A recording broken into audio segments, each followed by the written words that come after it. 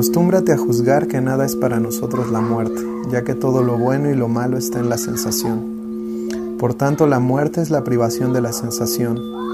De ahí que el conocimiento correcto de que nada es para nosotros la muerte hace disfrutable la mortalidad de la vida, no porque le atribuye un tiempo infinito, sino porque ha sustraído el deseo de inmortalidad. Pues nada terrible hay en el vivir para quien comprende genuinamente que nada terrible hay en el no vivir. Estas son como sus luchas consigo misma. Y ella se la tomaba en serio, como empieza. Que ninguno por ser joven demore en filosofar, ni por ser viejo se hastíe de filosofar, pues nadie es ni prematuro ni demasiado maduro para el bienestar del alma.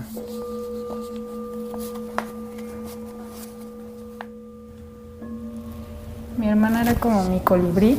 Yo creo que en el último año dejé de decirle Elvia. Le decía colibrí. Siempre nos ha parecido como un ave, en muchos aspectos mágica y también de mucha resistencia. Era como un colibrí exigiendo justicia, que tenía esa fortaleza para ser capaz de exigir, de pelear, de no permitir injusticias, y era el pilar como de muchas cosas.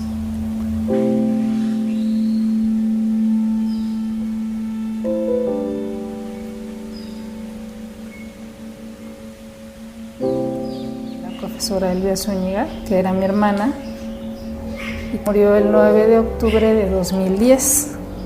Iba a cumplir 50 años, tenía 49 años de edad. Nadia, mi niña, ¿no? Fue la mayor de 5 hermanos. La tuve a los 18 años. Y pues ella era una niña muy alegre, era escandalosa, le gustaba mucho bailar, era juguetona, era pues muy alegre. Vivió en unión libre con Bernardo a los 17 años. Tenía 17 años cuando se fue a vivir con él. Y creo que fue el peor de su vida.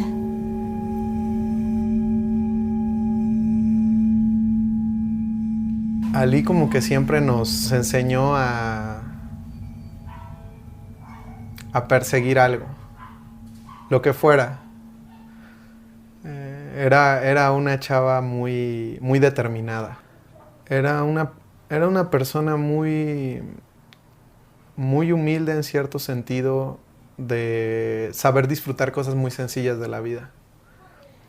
Nosotros estábamos en casa y recibimos una llamada de que mi hermana había sido herida. No podíamos creer que algo le estuviera ocurriendo a mi hermana, que era la que resolvía prácticamente todas las dudas y problemas de todos los que nos acercábamos a ella, pedirle ayuda. Sumamente cuidadosa de su persona, de cómo sabía que este país estaba viviendo situaciones muy difíciles. Cuando llegamos al departamento de mi hermana, ella ya había fallecido. Un alumno que tenía años que no veía y que recientemente había estado ella trabajando con él porque tenía problemas de adicciones y ella lo había estado canalizando a distintos grupos para su rehabilitación. Ese día él le habla por teléfono, le dice que si puede ir a visitarla y lo que argumenta él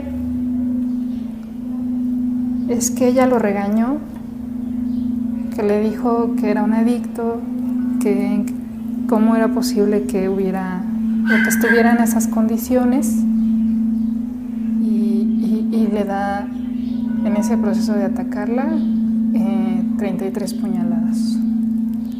Él sale huyendo y a unas cuadras adelante es detenido porque ya había dejado todo un rastro de pasar por las calles, la gente empezó a reportarlo. Que mi hermana Fue atacada en su casa por un exalumno y no podíamos creer que hubiera ocurrido algo así, ¿no? Mis nietos declaran los dos, Pepe y Carlos. Pepe de 4 años, Carlos de 5. Los presentamos ante el Ministerio Público y dicen todo lo que vieron. Declaran que llegó Bernardo con el Matute, que es su tío, es hermano de Bernardo, y entre los dos la golpean y la meten a la cisterna. Después la sacan de la cisterna y la arrastran y la meten hacia el baño. Y ahí es donde la ahorcan.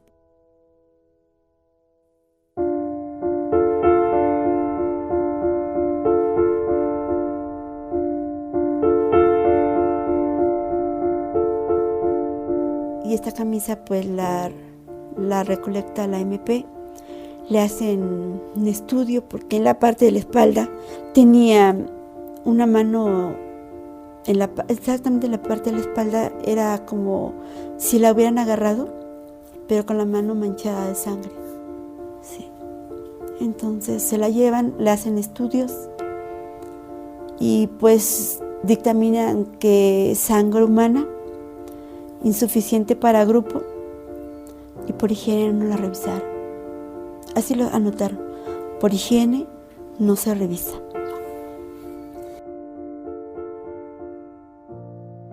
En un comienzo lo mínimo que quieres es pensar que un hombre que asesinó a una mujer de una manera tan violenta pues no pueda volver a hacerle eso a una mujer, al menos como en un futuro muy cercano, ¿no? Que esa persona no esté en la calle. Esa mínima idea de justicia de que la persona que cometió el delito esté sometida a proceso. En el comienzo del caso de mi hermana, en el caso de Ali, estábamos muy alarmados, ¿no? Ver que la foto de la persona que estaba en el expediente no correspondía a la persona que nosotros conocíamos como su exnovio, aunque tuviera los mismos datos que esta persona, pues nos empezó a hablar de un nivel de impunidad como muy grande, ¿no? Ahí había mucha claridad, ¿no? Había una confesión de uno de sus mejores amigos, su propia confesión de puño y letra. No había, digamos, como muchísimos indicios que pudieran despistar a la gente que hacía la investigación. Cuando nosotros vimos esas fotos en el expediente, pues nuestra primera idea de justicia, que era lo mínimo, que la persona que había cometido el delito pues estuviera, si bien en ese momento no juzgado ni encontrado culpable en términos de una sentencia, pues que estuviera sometido a un proceso como marca la ley, ¿no?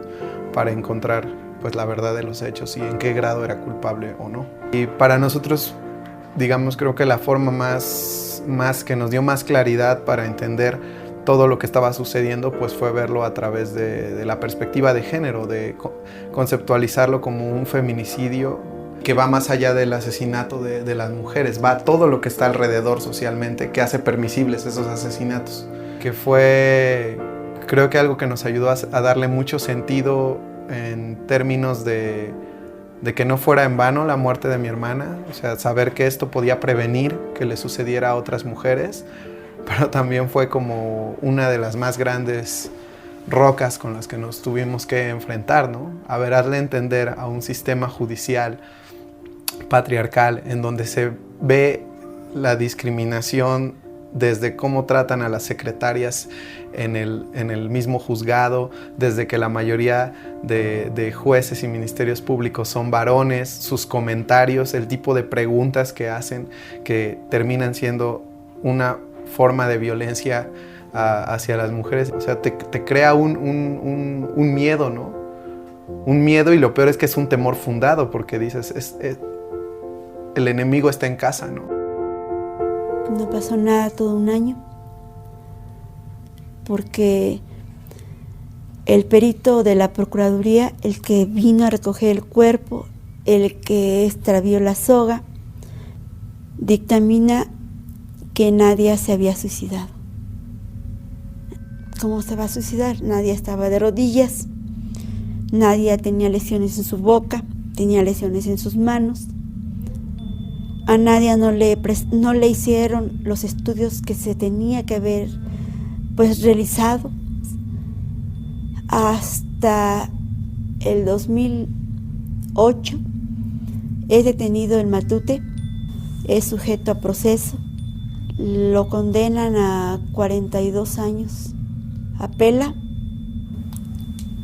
y lo exoneran. Quedamos en total impunidad, No entiendo cómo es posible que haya sucedido esto y cómo es posible que el Matute es un hombre peligroso y lo dejan libre porque se le desvanecieron las evidencias. Y por parte de Bernardo, pues nunca ha sido detenido. Nunca ha declarado, ni siquiera la Procuraduría lo llamó jamás a declarar. Sí. Conforme nosotros fuimos involucrándonos y tratando de revertir como toda la cuestión de impunidad, como denunciando esta situación, ¿no? De cómo no es nada más un ejemplo aislado, sino que realmente te empiezas a dar cuenta que es sistemático, que hay como toda una serie de elementos y de argucias para eximir siempre a hombres que matan a mujeres. Por ejemplo, vimos como los abogados, muchas de la estructura de su defensa estaba en atacar la reputación de mi hermana, sus relaciones interpersonales, su relación sus relaciones familiares, en atacar directamente a mi familia, en decir que éramos una familia disfuncional y que en la medida en que nuestra familia era disfuncional, ella era una persona inestable, violenta, y esos ataques venían de distintos frentes, ¿no? Venían desde las preguntas encaminadas en audiencias oficiales, judiciales, para desestabilizar y tratar como de provocar, hasta hechas en medios públicos, o por otros lados, ¿no? Por otras vías. Por ejemplo, el juez de primera instancia le da 42 años de prisión a Osvaldo. Y el juez de segunda instancia le baja 7 años, ¿no? Pero no da un razonamiento contundente de cuáles son los criterios. Digo, va más allá de los años, ¿no? No tiene que ver con que sea X o Y número de años. Creo que es más bien como en dónde estás fundamentando, en dónde estás visibilizando el daño social. Y luego el segundo juez, el magistrado, utiliza una tesis aislada de 1953 que cuando la lees es una aberración. Habla de que a un hombre le puede salir un estado exacerbado de ira que en cierta medida es permisible. Entonces dices, ¿por qué estamos luchando? Todo lo que nosotros intentamos visibilizar, las inequidades de género, la violencia, y este tipo te sale con argumentos que no solo no están enmarcados en la perspectiva de género, están enraizados en el machismo y la permisibilidad de la violencia.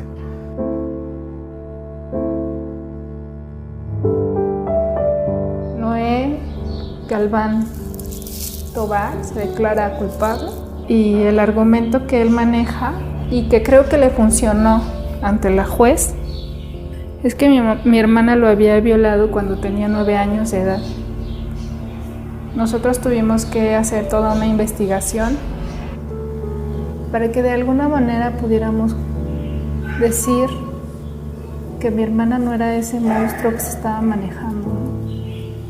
Eso es lo que a mí me molesta mucho, que había que defender lo que no se tenía que defender, ¿no?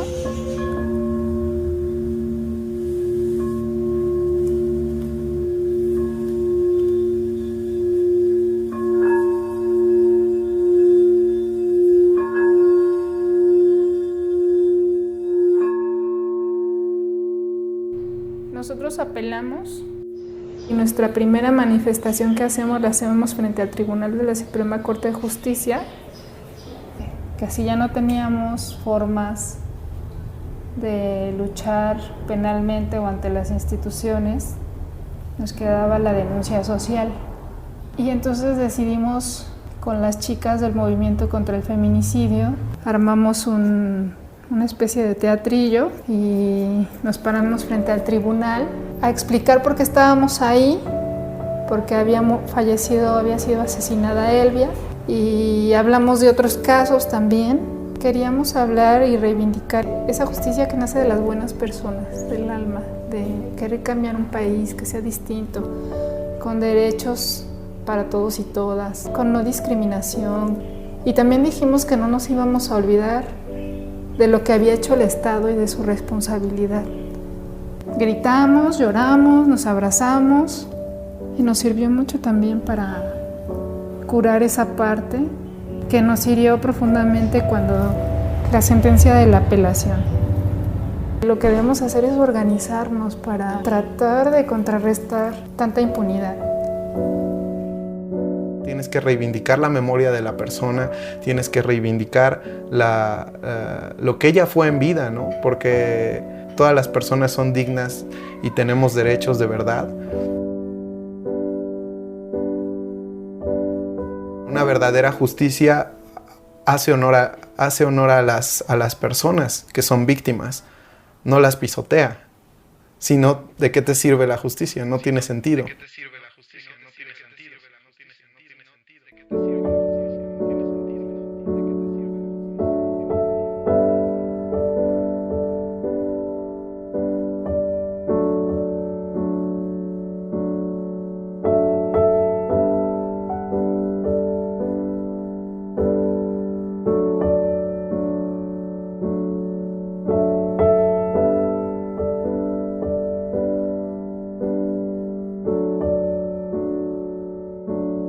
Una verdadera justicia hace honor a las personas que son víctimas.